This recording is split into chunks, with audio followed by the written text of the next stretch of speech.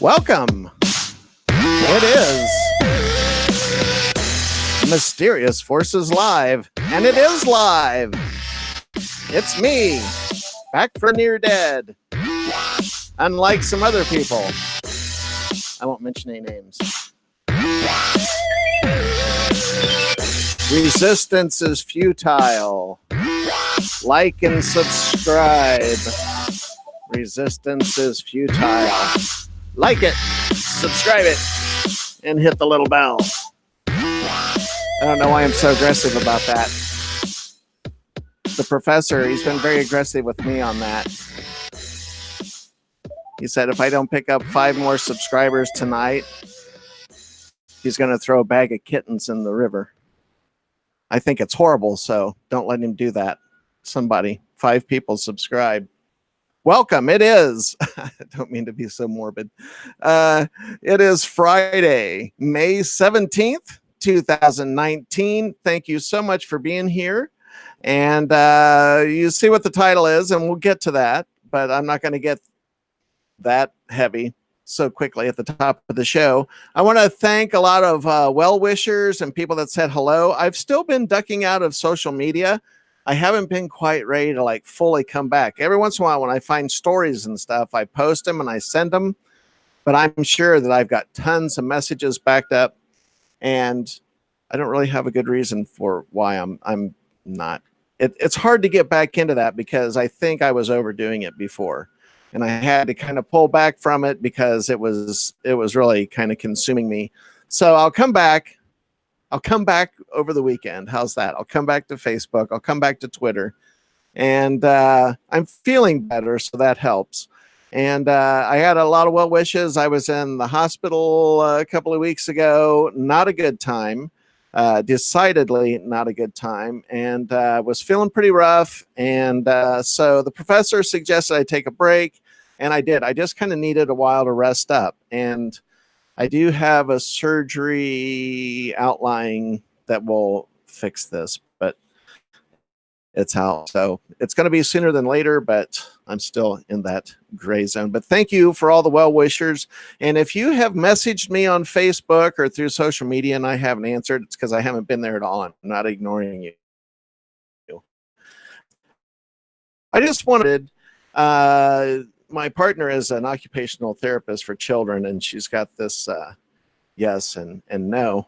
And I'm one of those people, I am seriously easily amused. And I found out that these 2 buttons, yes and no, except for the different genders, if it was all a female voice, it would kind of more accurately represent my internal dialogue with myself. But as I played around with this, I was like, this is the inside of my head all the time. Yes. No. Yes. I love that one. That sounds like Cheech from Cheech and Chong. N-O. Well, yes. No. Yes. No. Yes. No. Yes. No. Yeah, baby. I like that one too. The yeah, baby. I'm got full disclosure. The yeah, baby. That's what when she heard that, she couldn't use it with the kids anymore. She thought that might send the wrong message. So, yeah, baby. I kind of got that out of the therapy mode. No. Well, yes. And that's a blatant Ronald Reagan. For the last time, no. Yes. No. Give me a Y. Give me an E. Give me an S. Yes. No. Yes. N-O.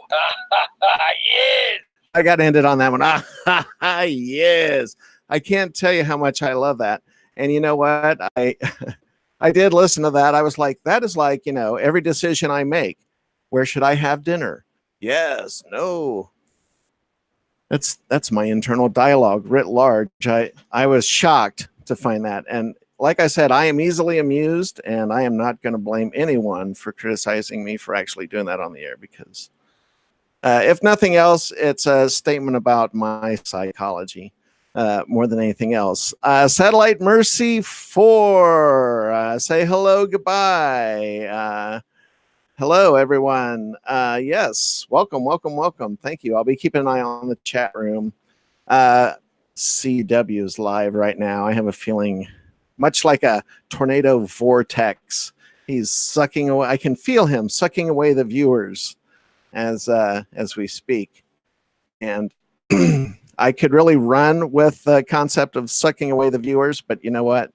I'm going to keep it clean. This is a Manson family show. Anyway, without any further ado, I have babbled for 5 minutes. It's good to be back, and I'm feeling so much better. So once again, thanks to the well-wishers. And we played some of the better shows last weekend as repeats. And if everyone knows, Monday night, Stanton Friedman passed away. And he passed away at the Toronto Pearson Airport. And that was on Monday, May 13th. And he was heading home to Fredericton, New Brunswick, Canada, where he lived. He had dual citizenship. And I'm not going to get super biographical, because if you're watching this show, especially if it's a thing or whatever, other people have memorialized him on their shows, and you know who he is, and I'm not going to dig into all that. I'll talk about some personal stories, some observations. So anyway, he had been in Columbus, Ohio, doing the George Norrie live gig, and I don't know if George Norrie and Stanton tap danced with top hats and canes in that show or what. Like, I'm not sure what George Norrie Live consists of, but, you know, we all heard that Mr. Friedman was going to retire, and he announced that like last year. I thought it was all going to be over with in terms of his availability to the public, but he kind of did this retirement, and I thought that his last gig was in Nova Scotia last year, and I remember Ryan Sprague commenting on it, and he had appeared at the same convention and kind of interviewed Mr. Friedman. And I guess we all thought that that was kind of the close of his lecturing days and stuff, but he kept showing up. And I have a couple of his books, Crash at Corona. And then, of course, he worked often with Kathleen Marden. They often had tables together. And they had written a book, Science is Wrong. And I picked that up in 2017 at the International UFO Congress down in Phoenix, which is where I saw him. And what I thought I would do would be, for a little bit of this time, not get all biographical on Mr. Friedman, but I just want to comment on the impact of his career on ufology and what my impressions are of that. And then I will close out with personal interactive stories, which nothing incredible, nothing groundbreaking. There were no secrets passed to me, but just interesting observations. And I just, you know, when he first passed away, of course, I was recuperating last weekend, and since I hadn't done live shows, you know, even Monday night, Tuesday, I had that kind of journalist imp on the air. I was like, oh, I could jump on this, you know, like while other people are still kind of figuring out how they're going to respond to this. You know, I knew Coast to Coast would say something that night, but other than that, like everyone else kind of had a bit of delay time before their next show, and I thought I could really jump on that. And I decided not to do that, because I kind of checked my conscience for a second, and not being so competitive in terms of being a YouTuber and in this field, I thought, you know what, that's really opportunistic to just capitalize on the quickness of a response to someone's death in order to get a viewer edge or something like that. And so I decided to wait until tonight's show. And I'm not going to pretend like I didn't think of those options first, like, you know, hey, I could kind of jump on this while this is hot. But that made me feel a little bit slimy inside. And I thought I would give my feelings a few days to percolate and present something a little more thoughtful tonight on Friday, instead of jumping in really quick on Monday or Tuesday before not the facts have come out. Sure, if there's anything to know, one can only assume, and that this is pure speculation on my part. We all know that Mr. Friedman had some heart problems at one point a few years ago, and I remember when George Norrie talked to him about that.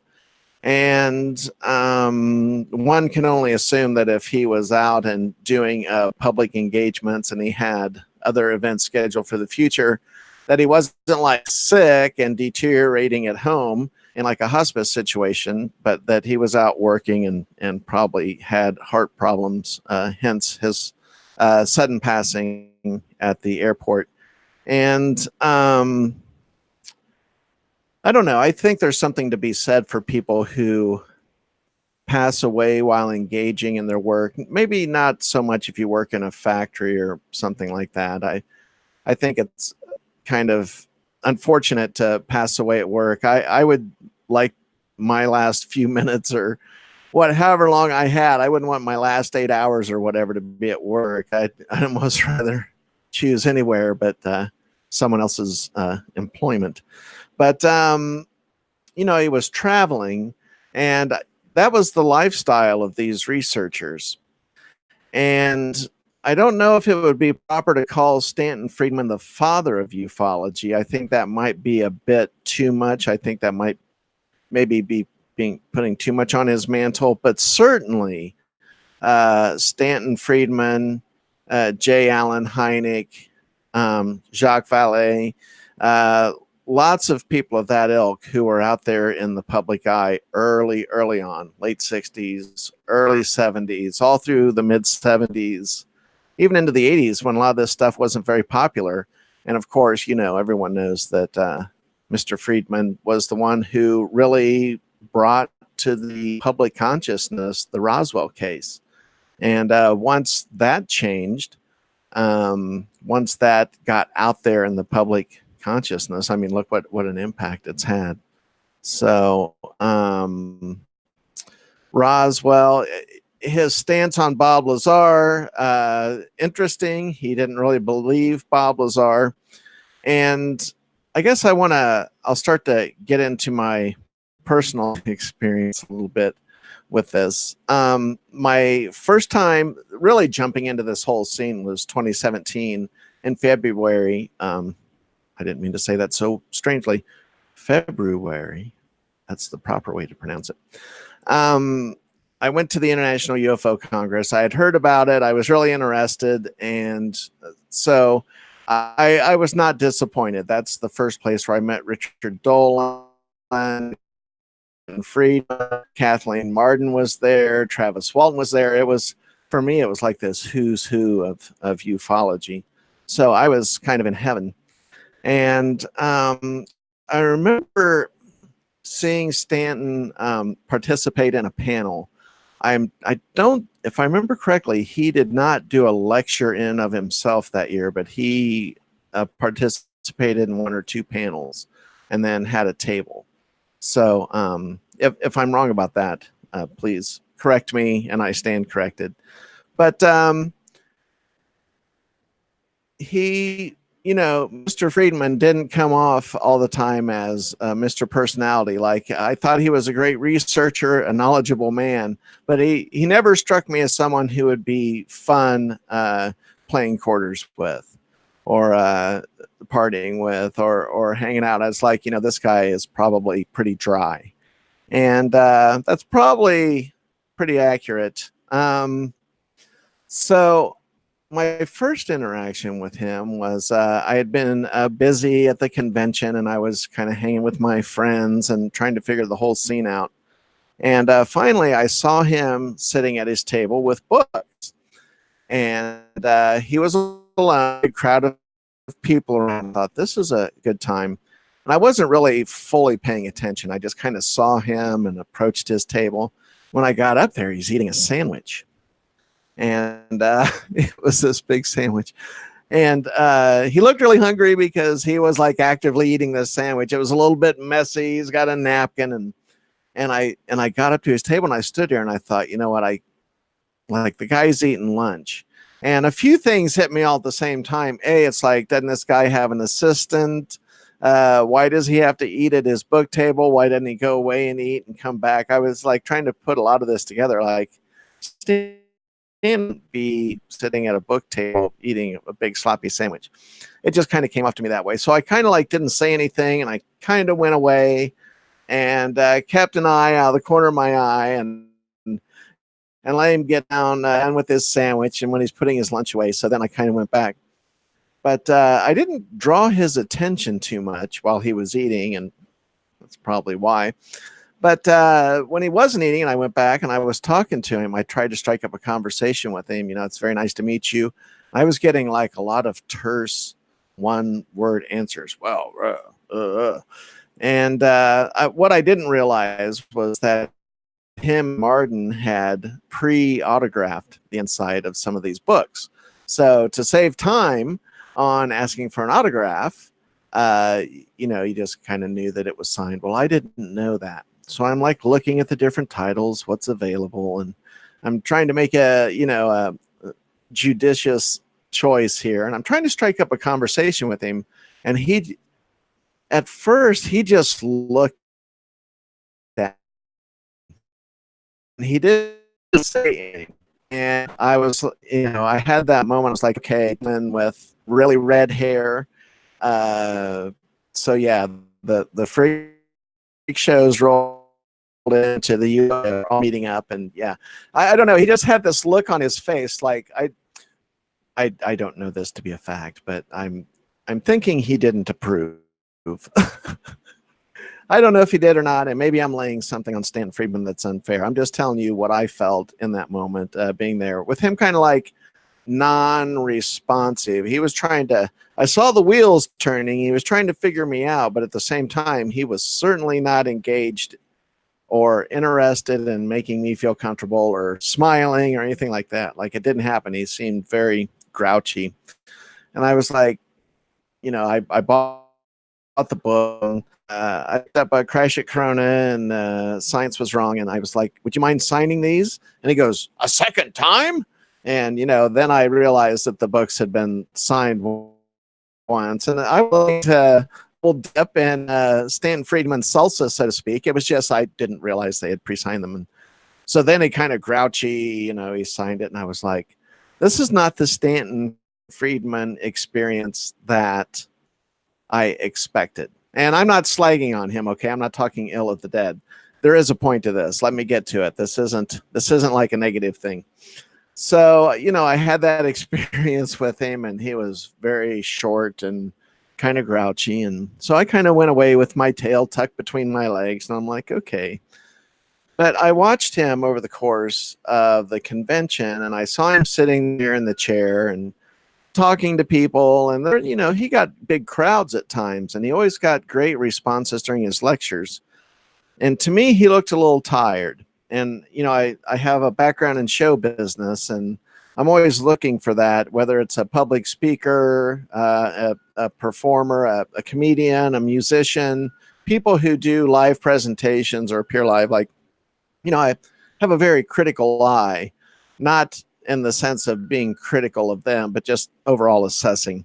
And I thought, wow, Stanton looks tired. He doesn't really look like he's having fun here. And it got me to thinking, even that year, how hard it must be to make a living doing these lectures and selling these books. And of course, he has very much been the face of ufology. Every major documentary that you've ever seen, and every major title that has dealt with aliens and UFOs, and especially the UFO topic. Anyone who has seen any of that media content has seen Stanton Friedman. Of course, he famously appeared on Larry King Live. He debated Shermer. He was on Ted Koppel on Nightline. So this kind of circles back around to, I wouldn't call him the father of ufology, but he was certainly one of the main early influencers. And he was one of the people out there in the media. And even though Mr. Friedman didn't seem to have a sense of humor, I think you followed someone serious, and maybe they needed someone who was kind of humorless in some ways. Not that he didn't have a sense of humor, because he did display humor in his lectures, so I'm not implying that either. He just had kind of a dry wit, what one might call a dry wit. And anyway, so yes, heavily influenced. And I just wondered about, what it must be like to have to make a living that way and how tough it must be. And even after he was supposed to have retired, I saw that he was out doing stuff and I thought, wow, like speculating like anyone would. I thought, I wonder if he couldn't afford to retire. I wonder if there was an issue why he had to still be out there working when he probably wanted to be retired. And, that's kind of sobering. And you have to give props to the researchers and the people who hang in there who do this for the long haul, because this is like being in a band or being a musician on your own or whatever. I mean, you're making it on your own wit and your own charm and whatever content you can produce to make your audience happy. So it's all contingent upon that. So that's got to be a tough gig, man. And here was Stanton Friedman out, nearly 85 years old. His birthday would have been this coming July 29th. So he's 84 years old and he's out there still working. And I'm not sure any of us want to really be out there hustling at 84 years old. But it just made me realistically take a look at the field and think about that. And I didn't hold it against him that he was a little grouchy. He spoke to someone else that I knew and was a little grouchy with them as well. And I do know someone that he got to interview who is a female friend of mine. And I guess she was dressed up. And he told her kind of offhandedly that he's been turning down a lot of interviews, but he said yes to her because she was one of the few women that came that was actually dressed like a woman. And by that, I think he meant professionally, someone in professional clothes and not someone in a UFO t-shirt and a, whatever, dressed casually. So if he had the that's just a little insight. And she got the interview. And, I wonder if that was kind of what I would tend to think of as kind of an old fashioned, maybe more conservative attitude socially. Maybe that's why he didn't really quickly. But so that all happened, and I kind of came away a little disappointed. Sometimes the people that you look up, one of the worst things that can happen would be that you meet them in person. Sometimes, when you have people at afar that you admire, sometimes it's best that way for your own, fantasy world about what that person's about. So things evolved at the 2017 International UFO Congress. I wound up sitting and chatting with Richard Dolan at his table for the first time. And that's when we were kind of getting to know each other and getting acquainted. And we were having fun. And they were getting ready to go on their way for the evening. And we were standing in a semicircle in front of Richard's table. And they were closing the vending area. They were about to close up. And so I'm standing there. We're listening to Richard talk. There are a couple other people around. And I'm not sure, maybe Travis Walton was there. I'm unsure. Their tables were close together. So I was just kind of like, wow, I'm hanging out with Richard Dolan. And here comes Stanton Friedman walking up to our group. And on the inside, I was like, just totally tripping out. I almost made a squealy noise, but I decided not to do that and embarrass myself. So think of like this girly squealy noise on the inside. I'm like, oh my God, here comes Stanton Friedman. He's coming over to talk to Richard Dolan. And I'm standing right there in that circle. And this is going to be really intense. And I also had this expectation of, these guys have served on panels together. They've been in the same place at the same time over a multitude of years, if not literally decades. And so I thought, here's the meeting of the minds, Friedman and Dolan together right here, right in front of my face. I was like, this is magnificent, man. Have I hit the jackpot? And so a little bit of context here. The day before, I happened to know that Richard had proposed to his wife on getting married. So he had proposed to Tracy the evening before the conference kicked in. And so Richard was all giddy with having proposed, and she accepted. And there was a lot of happiness and enthusiasm in the Richard Dolan camp.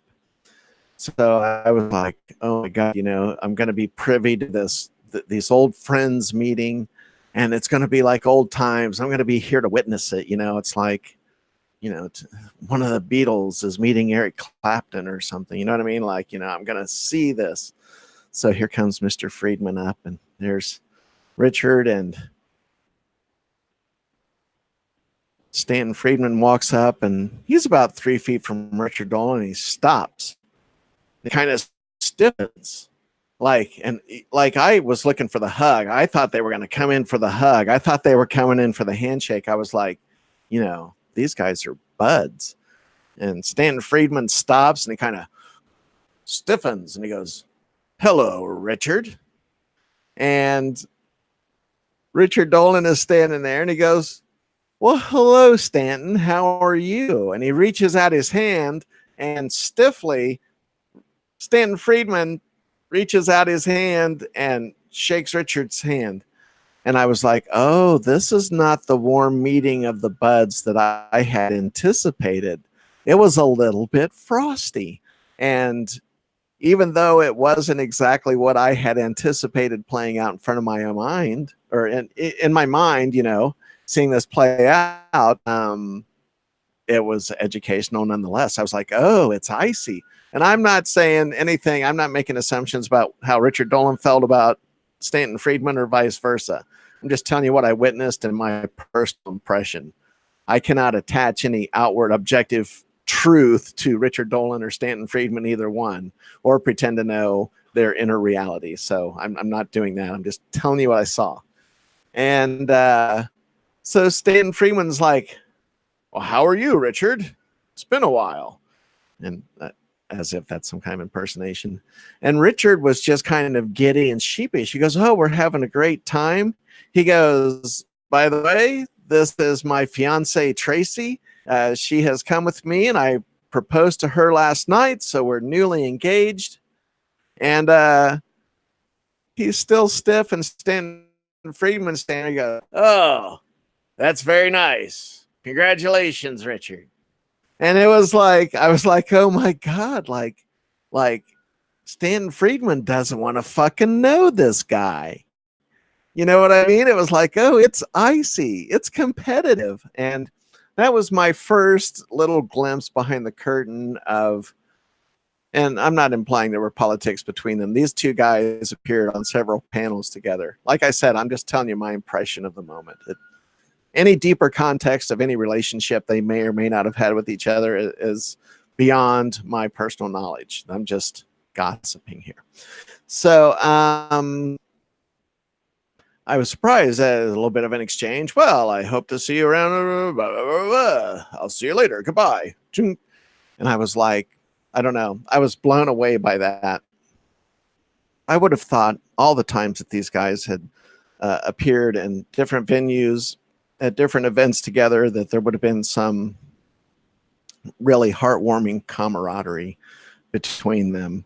And there was no such thing. At least it didn't appear to be. And I'm going to tell you right now, even as I say that, and that's just fangirl stuff, right? Firsthand fangirl stuff. I know that Richard respected the work of Stanton, and I know that they didn't agree, but all the time. But I think that they're both worthy representatives of the UFO field.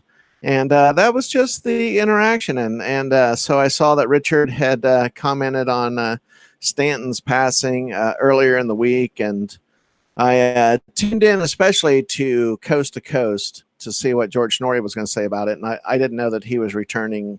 Mr. Friedman was returning from a gig with George Norrie. So I don't know. It'd be some weird conspiracy stuff. But no, it can't be. But I don't think whether you agreed with Stanton Friedman all the time, whether he thought he was like a prickly pear cactus, you know, kind of sweet on the inside, but maybe a little prickly on the outside. Who knows? I didn't know the guy personally. I only interacted with him at the end of a sandwich at his table, and I saw a couple of panels that he was on. And so I can't claim to know the guy. I can't claim to know what was in his head or his heart, but I can claim to know the impact that he had on ufology, which was important. This guy was on Larry King Live making sense and not being a goofball. And he was on Nightline with Ted Koppel, so many media appearances, and agree with Stanton Friedman or not, he deserves our respect and our thanks for what he did contribute to the Roswell case and to ufology in general. And not seeing the likes of a Stanton Friedman again. I think he was a person who had a time and a place in ufology and here in the world. And it was very singular, very unique. And I think he stimulated thought and conversation. And I ultimately believe he brought something positive to the table. So if I haven't said hello to Jimmy and Mika and CW and Kelly and Jiggy, the professor, Doc Skinner, going through my little Rolodex. Hello. I'm getting back in the groove. I'm just trying to get some good topics going, get some good guests going. Trying to keep it fresh, real. But thank you. Like and subscribe. Hit the little alert button, the little bell. That's awesome. Help push me up to 500 subscribers. I need 5 more or the professor's going to throw a bag of kittens in the river. That's horrible. Horrible. Don't let that happen. See you tomorrow night.